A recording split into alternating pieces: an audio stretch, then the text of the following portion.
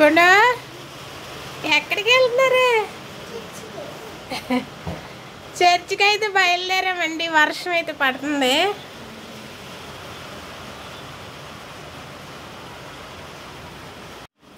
Hi friends, అందరికీ happy Sunday అండి.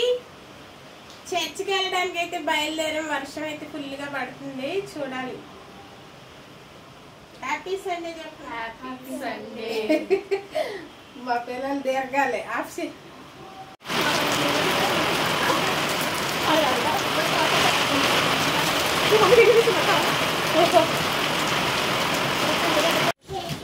Hi friends, ఈరోజు సండే కదండి. చేపలు అయితే తెచ్చుకున్నాం.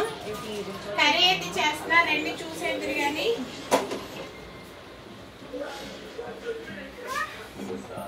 చేపలు వచ్చి బొచ్చు చేప తెచ్చామండి. కర్రీ కోసం అయితే ఆయిల్ పెట్టుకున్నాను. ఆయిల్ అయితే మనకు వేడిగా అయింది.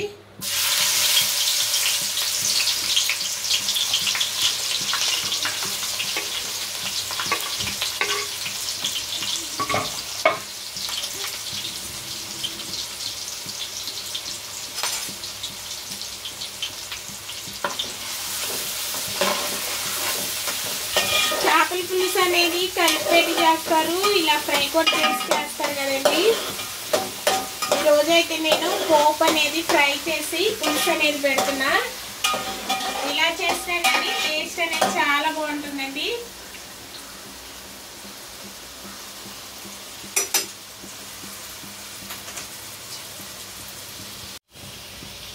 ఉల్లిపాయలు పచ్చిమిర్చి అనేది కొంచెం ఫ్రై అయిన తర్వాత 2 స్పూన్ల దాకా అల్లం వెల్లుల్లి పేస్ట్ అయితే వేసుకుంటున్నానండి.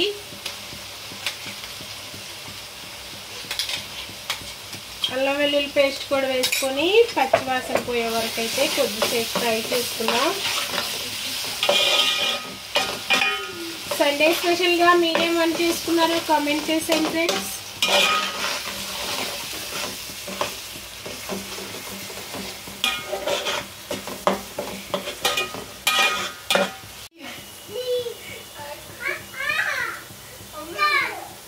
రెండు స్పూన్లు కారం వేసుకున్నానండి.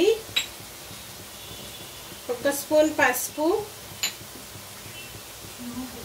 జీలకర్ర పొడి 1 స్పూన్, ధనియాల పొడి 1 స్పూన్నర. దీనిలోనే రుచికి సరిపడా సాల్ట్ పొడి వేసేసుకుందాం.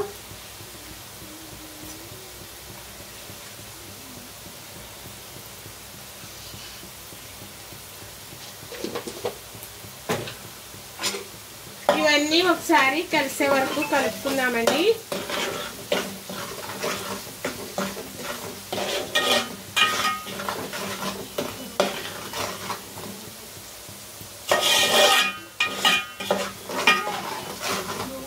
కలుపుకొని మనం శుభ్రం చేసి పెట్టుకున్నాం కదండి చేపలు, అవి దీనిలోకి అయితే వేసేసుకుందాం.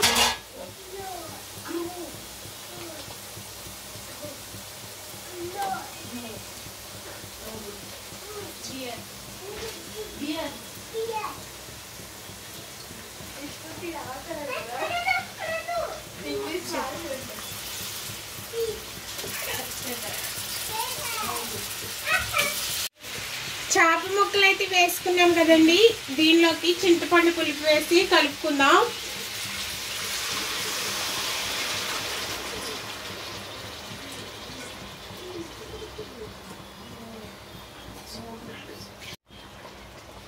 పులుపు కూడా వేసుకున్నాం కదండి, చింతపండు పులుపు. గరిటెతో కదిపితే ముక్కలు ఇరిగిపోతాయి, అందుకని ఇలా మనం వేసుకున్న కారం పులుపు అంతా ఈ ముక్కలకి ఇలా కలిపి స్టవ్ పై మనకి పులుసుకు తగ్గ నీళ్ళు అయితే వేసుకొని ఇలా ఒకసారి కలిపేసుకొని మూత పెట్టి అయితే ఉడికించుకుందామండి.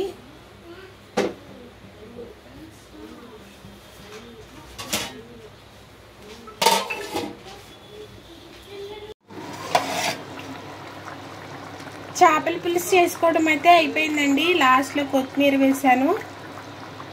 పులుసు అనేది ఇంత ఉంచేసుకొని బంద్ చేసేసుకుందాం స్టవ్ అనేది.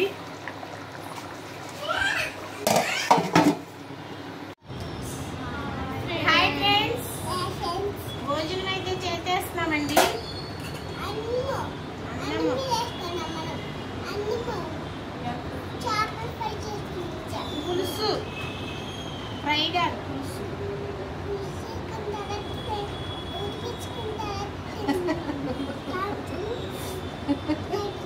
ఉడికించుకుంటే తర్వాత పెట్టలేదట మధ్యాహ్నం వద్దులే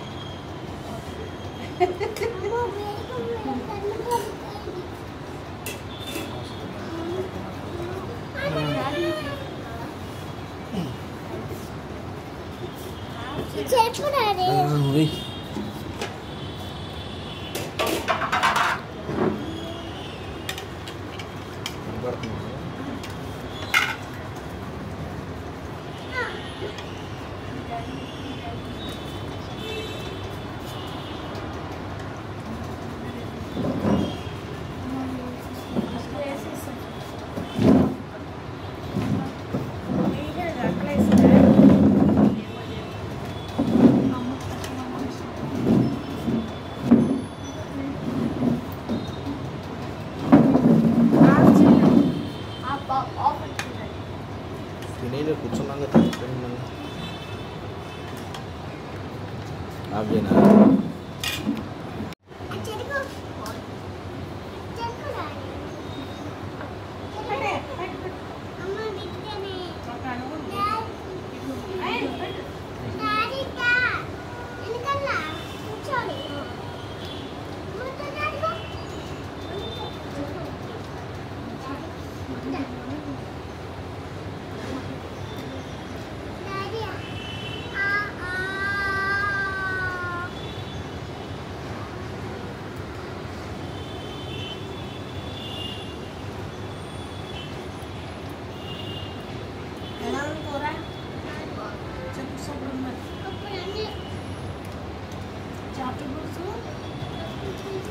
సూపర్ ఉంది.